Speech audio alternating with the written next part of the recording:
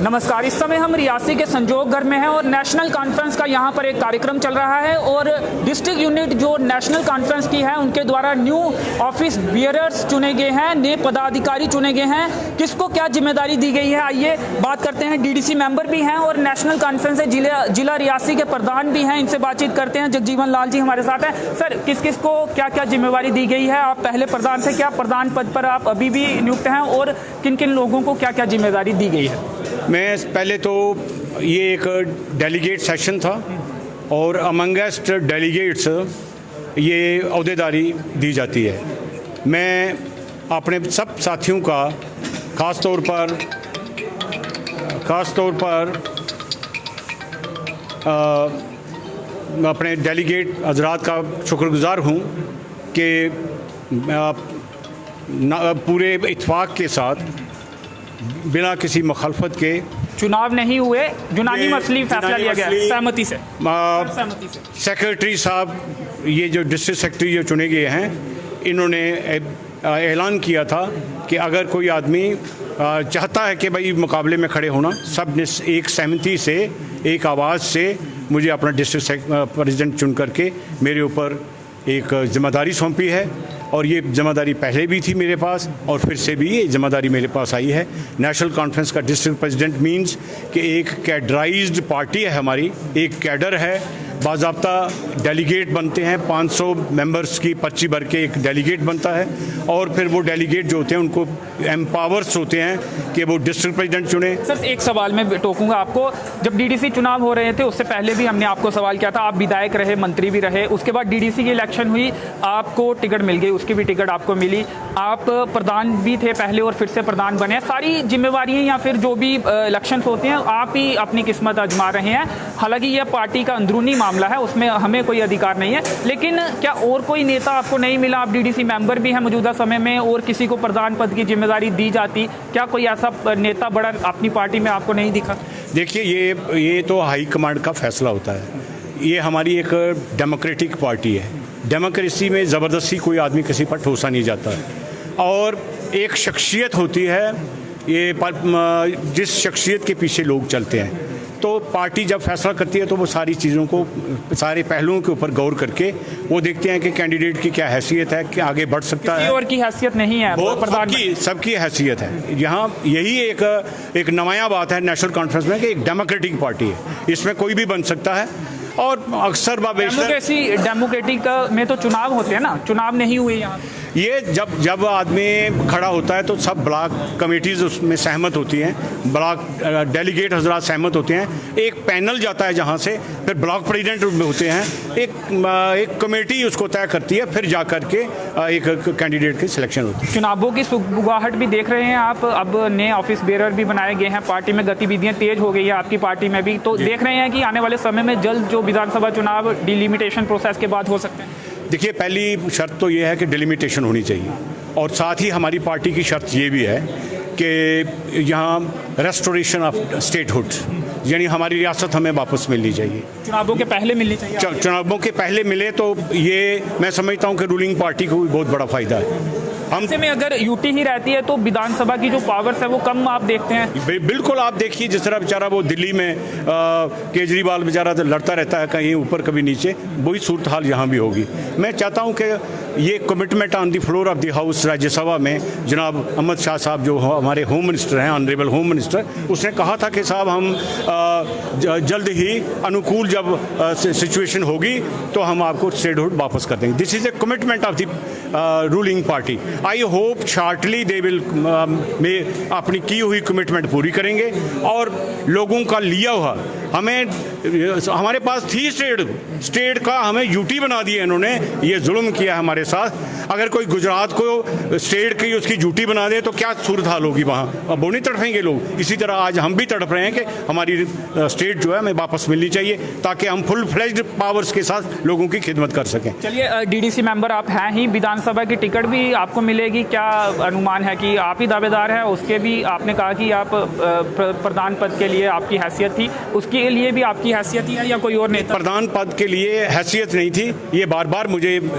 काम सौंपा जा रहा है। मैं थोड़ी सी अब राहत भी लेना चाहता था कि भाई किसी और को बनाओ। सब लोगों ने मिलजुल करके फिर ये जिम्मेदारी मुझे सौंपी है, तो इस तरह से हम पार्टी को छोड़ भी नहीं सकते। पार्टी को मजबूत करना हमारा फर्ज। विधानसभा की टिकट, विधानसभा की दावेदारी ठोक रहे हैं आप? टिकट अगर ये लोग सब फैसला करेंगे, मेरे हक में करेंगे, तो मुझे यकीनन लड़ना पड़ेगा। मैं पीछे थोड़ा हटूंगा। लोगों के हक में करेंगे तो विरोध, मुझे उसके पीछे चलना पड़ेगा। ये तो जमहूरियत का तकाजा है। जिस तरह जो कैंडिडेट होता है उसके पीछे पार्टी पूरी चलती है और तो चलना पड़ता है।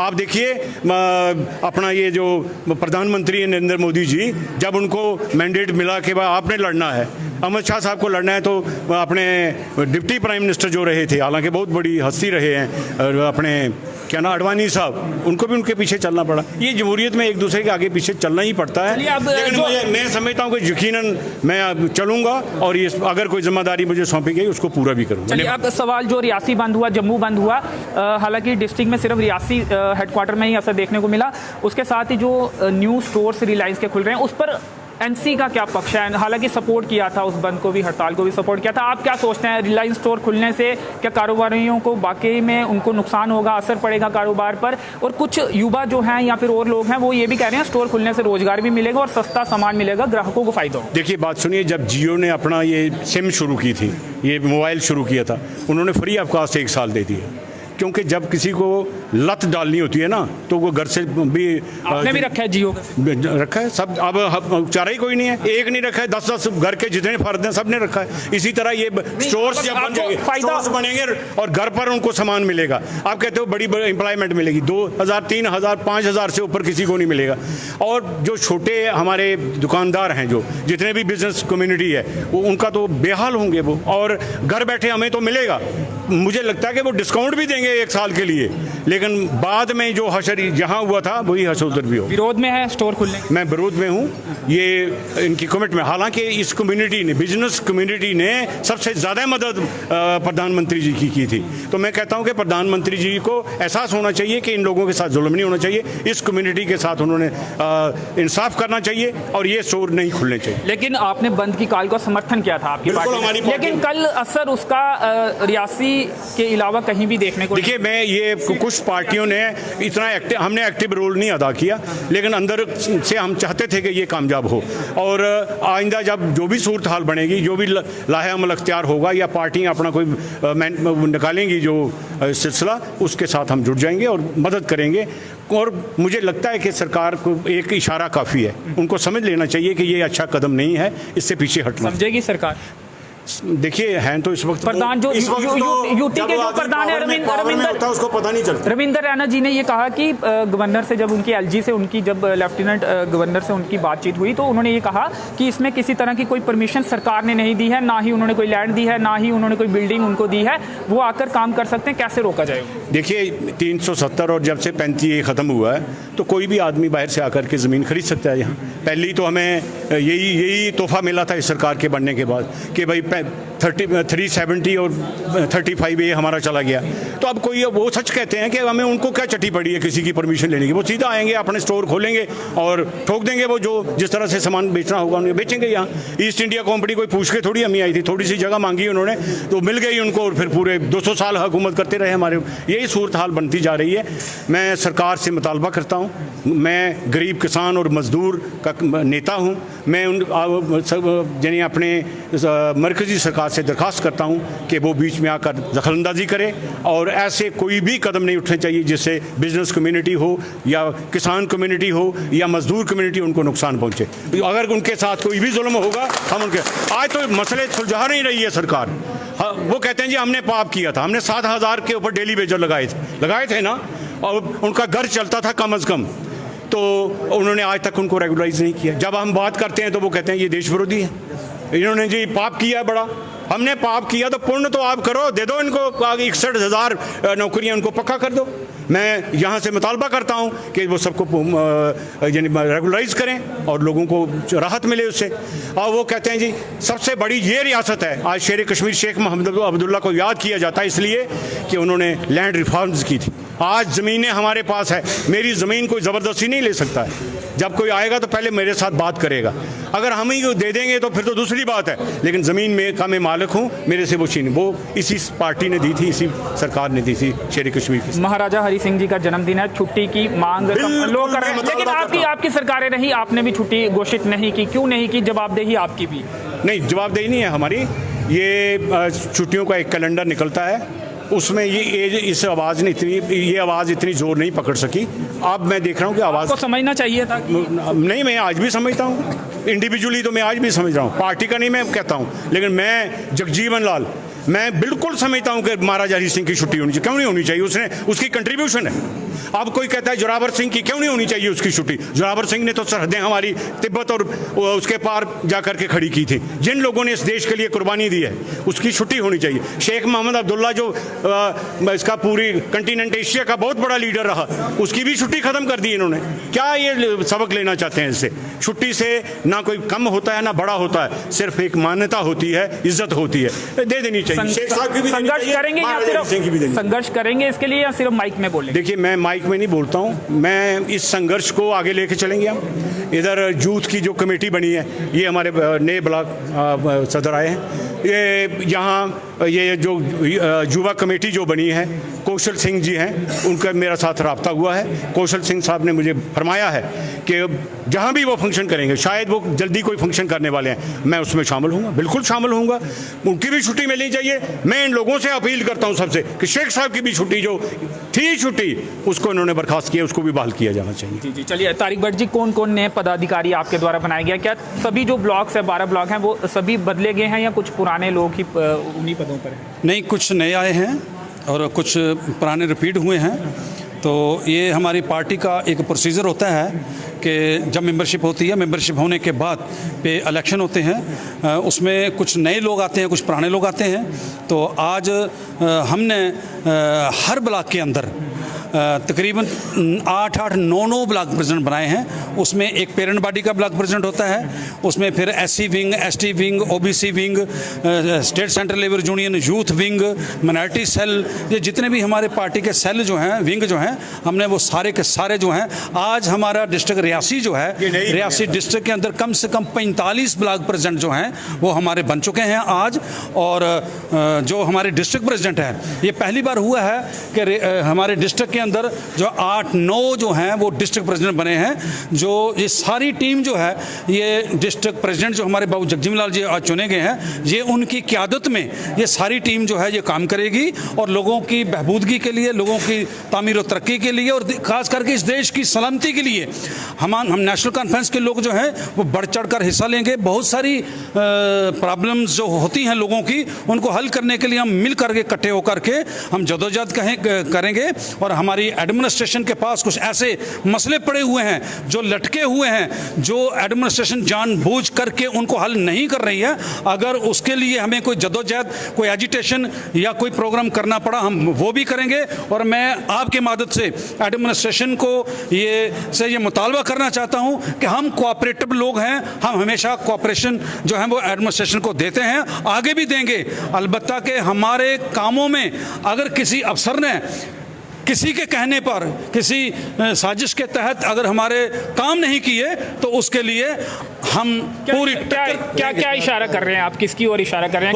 किसी पॉलिटिकल पार्टी के दबाव में आप कह रहे हैं या क्या? बिल्कुल, इस वक्त एडमिनिस्ट्रेशन जो है एक पॉलिटिकल पार्टी के दबाव में काम कर रही है और वो आम लोग जो हैं उसमें पिसे जा रहे हैं। तो और महंगाई इतनी है कि कंट्रोल ही कोई नहीं है। एडमिनिस्ट्रेशन देखती थी कि यहाँ रेट लिस्ट होती थी बाकायदा, यहाँ कोई है ही नहीं, कुछ भी कोई कंट्रोल एडमिनिस्ट्रेशन का है ही नहीं। ऐसा लगता है कि हमारी रियासत के अंदर कोई सरकार है ही नहीं है। लूट खसूट का बाजार जो है वो गर्म है। नेशनल कॉन्फ्रेंस ने हमेशा लड़ाई लड़ी है और आज आपको पता है कि हमारी रियासत के अंदर जो नेशनल कॉन्फ्रेंस जब वजूद में आई थी, तब से लेकर आज तक वो मुल्क की सलामती के लिए काम कर रही है और रियासत की गरीब जनता के लिए, गरीब लोगों के लिए पूरी लगन और मेहनत से काम करती है और करती रहेगी। इसके लिए हमें किसी किस्म की भी कोई टकराव किसी से भी लेना पड़े, वो लेने के लिए हम तैयार बैठे। चलिए, महाराजा हरि सिंह जी के जन्म दिवस पर आज आपको लगता है कि छुट्टी की घोषणा कर देनी चाहिए सरकार को? देखिए, मैं आपको जहाँ तक महाराजा हरि सिंह जी का तल्लुक है, मैं महाराजा हरि सिंह का ज़ाती लाइल हूँ। महाराजा हरि सिंह एक सेकुलर आदमी थे, बहुत अच्छे थे वो। अलबत्ता एक दौर था कि जब उनको रियासत छोड़नी पड़ी और फिर वो वापस नहीं आए। वो महाराजा हरि सिंह वो थे, वो इतने गैरतमंद आदमी थे कि वो अपने घर के मेंबरों को भी नहीं मिलते थे, एक वक्त वो था। तो अब जब छुट्टी की मांग जो है महाराजा हरि सिंह के वफात के बाद काफी अरसा के बाद इन्होंने वो मांग रखी है। ये तो उसी वक्त चाहिए था कि उसी वक्त ये मांग करते। उसी वक्त तो आपकी सरकारें थी, लेकिन मांग ही नहीं थी, अंदर थे, कहाँ हमारी मांग ही नहीं थी। शेख साहब को तो 22 साल जेल में ठोंस दिया। कहाँ वो थी सरकारें? तो यहाँ और लोगों की थी। डॉक्टर काल सिंह गवर्नर और सदर रियासत बाद में, पहले तो आप ही की ज़्यादातर सरकारें रही हैं जम्मू कश्मीर में। आपको नहीं लगता कि कहीं आपको भी घोषित उस समय कर देनी चाहिए थी, चाहे कम डिमांड थी, ज़्यादा थी? अब तो जोर पकड़। देखिए, मैं कहता हूँ कि आज जब तक बच्चा रोए नहीं, माँ दूध भी नहीं देती। तो अभी जब किसी की डिमांड ही नहीं हो तो फिर चलिए, अब डिमांड है, आप पूरी एनसी पार्टी पूरी तरह से समर्थन करती है। हम कोशिश करेंगे कि महाराजा हरि सिंह की छुट्टी जो है वो उनको दी जाए।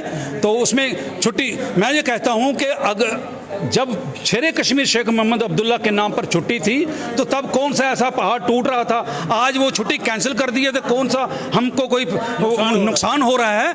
ये एक अदब की बात होती है, ये इज्जत मान की बात होती है। और जो आदमी इज्जत मान और अदब के काबिल हो, मैं ये कहना चाहता हूं कि आज महाराजा हरि सिंह के जो खैर ख्वाह हैं, जो छुट्टी की मांग कर रहे हैं, उनको ये भी पता होना चाहिए कि जब सरकार को ये तो बताएं कि महाराजा हरि सिंह ही वाहिद वो आदमी था कि जब कबायलियों ने हमला किया था तो रियासत जम्मू कश्मीर का इल्हाक जो था वो महाराजा हरि सिंह ने हिंदुस्तान के साथ किया था।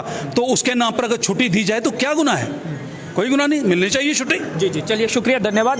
तो और खाना खाने के बगैर, और आपको बता दें कि जो महाराजा हरि सिंह जी की छुट्टी की मांग है उसका समर्थन नेशनल कॉन्फ्रेंस ने किया है। डिस्ट्रिक्ट प्रधान जो हैं बाबू जगजीवन लाल जी, जो कि डीडीसी मेंबर रियासी भी हैं, उन्होंने भी इस मांग को सही करार दिया है और ये कहा है कि इसके लिए संघर्ष भी करेंगे और इसके साथ ही और लोगों ने भी इसका समर्थन किया है। तो आज रियासी के संजोग घर में कार्यक्रम नेशनल कॉन्फ्रेंस द्वारा किया गया और डिस्ट्रिक्ट यूनिट के जो न्यू ऑफिस बेरर हैं उनको अपॉइंट किया गया है। तो चलिए, फिलहाल इस कवरेज में इतना ही।